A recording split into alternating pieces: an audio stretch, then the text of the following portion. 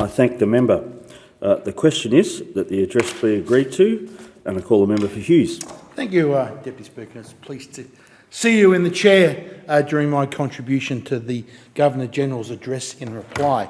And my first job, of course, is to thank the people of Hughes that put their trust in me to represent them in this place in Canberra, to stand up for their interests. And I'm very pleased that they returned me with an increased margin. So, Deputy Speaker, I again will represent those people without fear or favour to make sure that I stand up for their interests in this place. But during the election campaign, Deputy Speaker, it was very important to stand up for their interests because we truly dodged a bullet as a nation. I think if the result had have gone the other way, what would have happened to those self-funded retirees, people that had worked hard all their life, that invested under the rules of the day, that were going to have their franking credits simply stolen? And Deputy Speaker, I was privileged to be part of the Economics Committee that heard some of the evidence in this.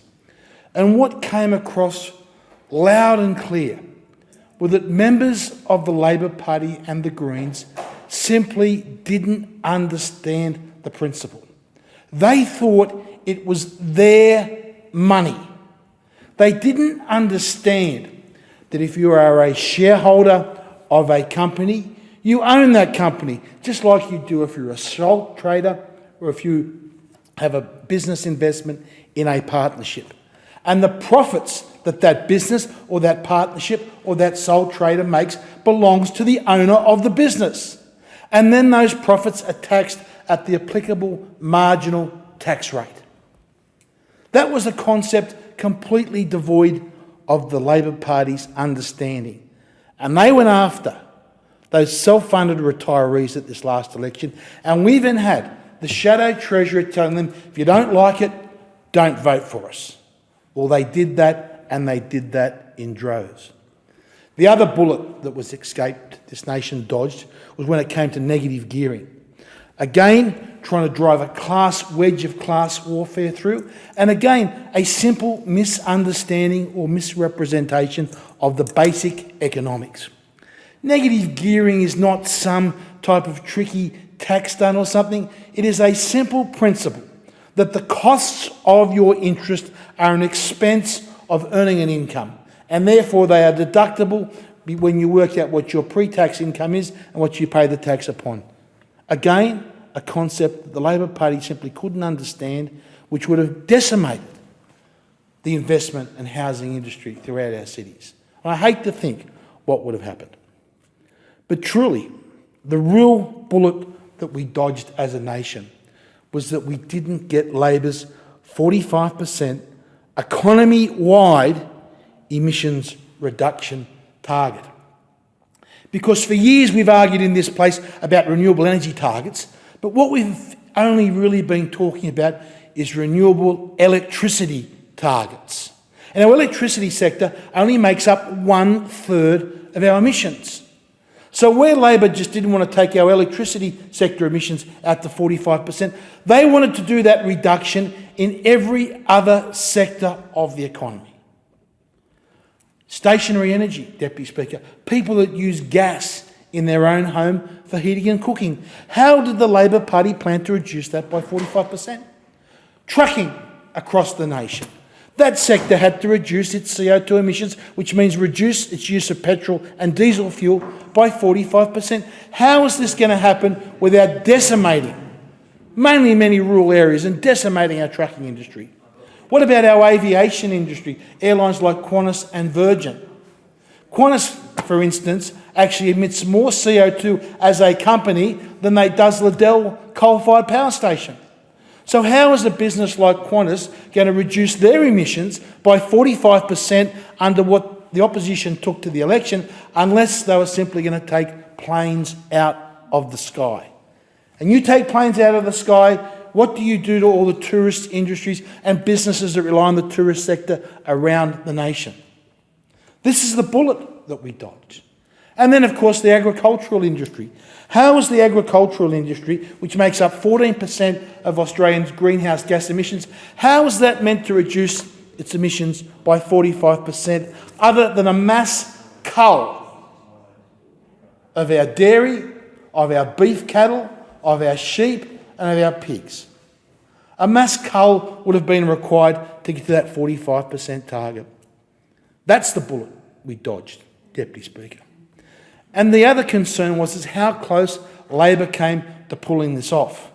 Because they went to this election with this huge economy-changing policy, and yet they refused to say what was the costs and what were the benefits. They were asked what were the costs time and time again, and they were told, don't worry about it. What was the cost to electricity? How many jobs would be lost? What would it do to how competitive our nation would be? Just forget about it. But what it really came to, Deputy Speaker, was also what were the benefits? What were Labor going to achieve by their 45% emissions reduction target? Nothing. They were going to achieve exactly nothing. Because we know the chief scientist of Australia, Professor Alan Finkel, has told us, and he's made it very clear, it doesn't matter if the entire Australian nation goes down a giant sinkhole, if we close down every industry in the country and cull every single beast, that will make no difference to the temperature. But then they say, oh, well, hang on, what about all nations working together? Well, okay, well, let's have a look at that. Now, we know under the Paris Agreement, if every single nation meets their obligations by 2030, a big if, and if the modelling is right of how you adjust CO2 and that changes the temperatures, if we assume that's correct, the peer-reviewed research in this says the change in temperature will be 1/20th of 1 degree, that's 0.05 of a degree Celsius, by the year 2100. That's if every nation does what they're supposed to do. And there was an interesting commentary by Bjorn Lomborg only this week. And he looked at what happens if every rich developed nation in in the world, including Australia, what if they went to zero CO2 emissions, not in 2050, but by tomorrow, and they kept their emissions at zero out to the year 2100, until the end of the century. That is every wealthy, developed country in the world. And do you know what the change in temperature was? Again, assuming those models are right, it was 0.39 of a degree Celsius. While countries like India and China continue to lift their people out of poverty, continue to need energy to develop their economies and give their people that live in those countries the type of lifestyle that we enjoy in the West, or the opportunity, emissions are going to rise, Deputy Speaker, and nothing we do in Australia will make any effect. And of course, we hear, Deputy Speaker, the other one during the election campaign was the great Stop Adani March, where we had the wonderful Bob Brown. We must actually try and strike some Liberal Party or National Party medal for Bob Brown's efforts, going up there to North Queensland, lecturing those North Queenslanders about how they should live their lives and what businesses they should do, and how they knew better than the Indians that were trying to develop it. Well, Deputy Speaker, what a lot of people don't understand is that India already mines more coal than Australia. India mines around 600 million tonnes of coal per annum. Australia mines only 400 million tonnes. And when I say only 400 million tonnes, that is a substantial amount. But what India are planning, and their energy secretary said this only last month, that they need to lift their production of domestic coal from 600 million tonnes to 1 billion tonnes. 1,000 million tonnes.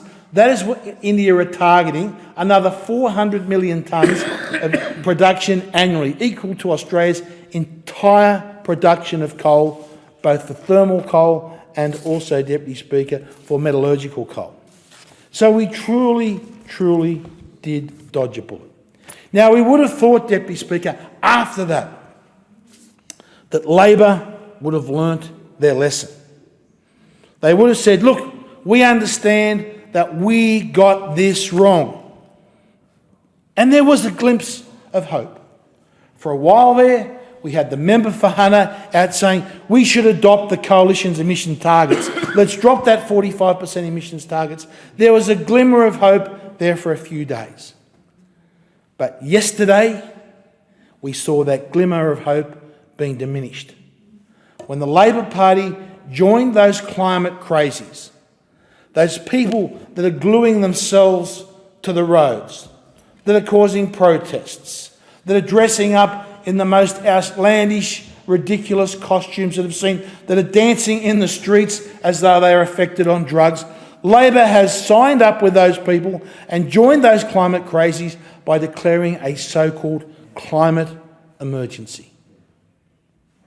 Now this, Deputy Speaker, these Extinction Rebellion people, these people are a menace. They are a menace to society. They are a menace to logic and reason and progress, because the policies that they want, which the Labor Party is now supporting, will bring devastating austerity to the people that can afford it the least in our society. And one thing that really concerns me at this, Deputy Speaker, look, we all do what we can to try and win votes for our side, but we've got to do it in a responsible manner. Now, we have out there in our society at the moment, we have young women and their partners deciding that they are not going to have children because they have swallowed this nonsense that there's a climate emergency. We've even heard stories or reports of women having abortions because of their fear of this climate emergency. What are these couples and these women going to think in 20 to 25 years when they are in their 50s, late 40s or 50s or 60s, and they realise that the opportunity that they had to have children, they cast aside because they listened to the lies and the untruths spread by politicians? There will be a day of reckoning for those that are propaganding this emergency, Deputy Speaker. And let's just have a look at some of the many, many facts that we know are completely false. Firstly, one thing we love to hear from the alarmist camp is that there is a consensus. The claim that there is a 97% consensus is a complete and utter fraud. And it should be offensive to people's reason, because it tells us, don't worry about thinking, leave the thinking to others, you just go along with what everyone says. Well, only last month, to show what a fraud this is, we had a global network of 500 scientists and professionals write to the UN with a message that said clearly, there is no climate emergency. And in their letter, they said that the warming is natural as well as anthropogenic causes. They said the warming is far slower than predicted. The climate policies relies on inadequate models. CO2 is a plant food, the basis of all life. Global warming has not increased natural disasters.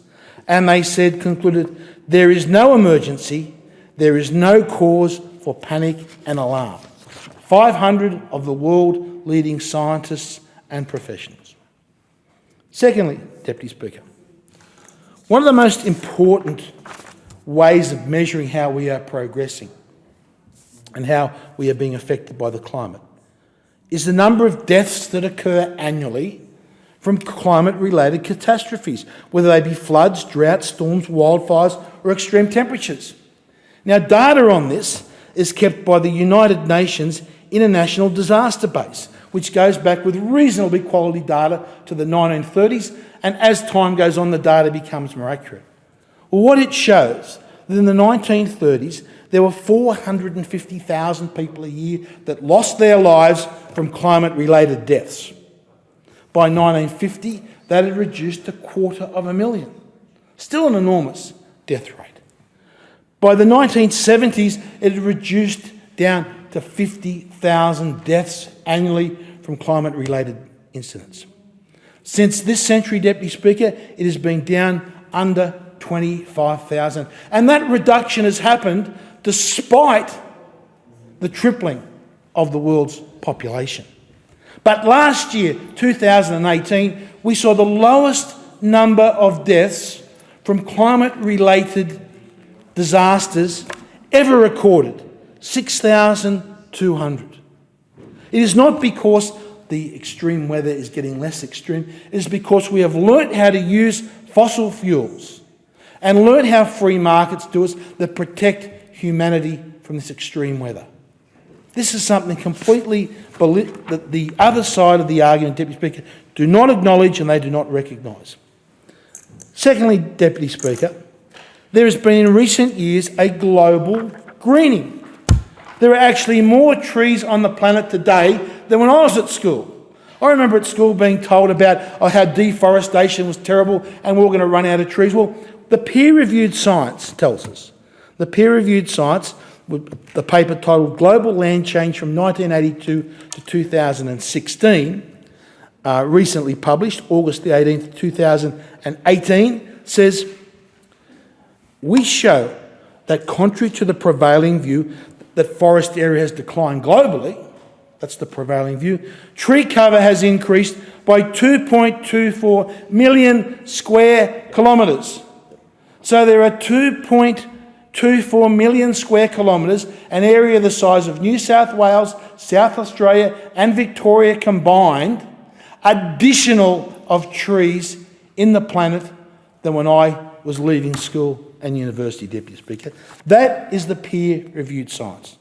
Now, what about when it comes to extreme weather? We like to hear, Deputy Speaker, from members of the opposition and the climate alarmist movement and the lunatics that glue themselves to the road, sometimes there can be all three, that extreme weather is getting worse. Well, again, let's have a look at what the peer-reviewed science says.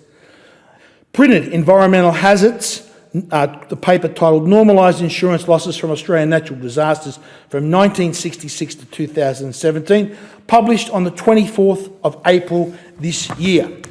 And it states, I quote directly from the science, despite peer-reviewed agreement in the scientific literature and assessments by the Intergovernmental Panel on Climate Change, that there is little evidence that insurance or economic losses arising from natural disasters are becoming more costly because of climate change, the topic remains highly politicised.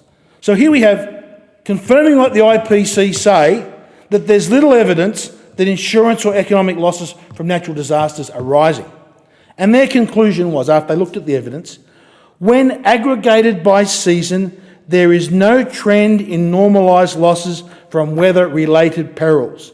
In other words, after we normalise the changes we know have taken place, no residual sign remains that can be explained by changes in the occurrence of extreme weather events, regardless of the cause. That is the peer-reviewed science, and yet we have these alarmists continuing to deny the science. It's also interesting to see what they say about tropical cyclones, because we hear from the Greens and the alarmists the tropical cyclones are made worse because we are burning coal in our coal-fired power stations. Again, the peer-reviewed science says, and again I quote, for tropical cyclones, the clear reduction, that means less reduction in losses observed over time, is consistent with the declining number of landfalling cyclones observed since the late 1880s on the eastern seaboard. We are getting less cyclones, not more. The damage, the insurance loss from cyclones is less and not more. And yet we hear the exact opposite time after time after time. And of course, Deputy Speaker, I could go on. The last one I'll do is droughts. We love to hear, again, people from the Labor Party and the Greens and the people that glue themselves to the roads, that droughts are caused by climate change. Well, what's one of Australia's leading climate scientists said, Professor Pittman? And I'll quote what he said recently. This may be not what you expect to hear, but as far as the climate scientists know, there is no link between climate change and drought. This may be not what you read in the newspapers or sometimes hear commented, but there is no reason a priori why climate change should make the landscape more arid. He continued, again direct quote, if you look at the Bureau of Meteorology data over the whole of the last 100 years, there is no trend in the data. There is no drying trend. He said, so the fundamental problem is we don't understand what causes drought, and more interesting, we don't know what stops a drought. This is the peer-reviewed science. I'd encourage members of the Labor Party not to engage with these Extinction Rebellion people and study and learn the science, not to engage in the scare campaign. I thank the member.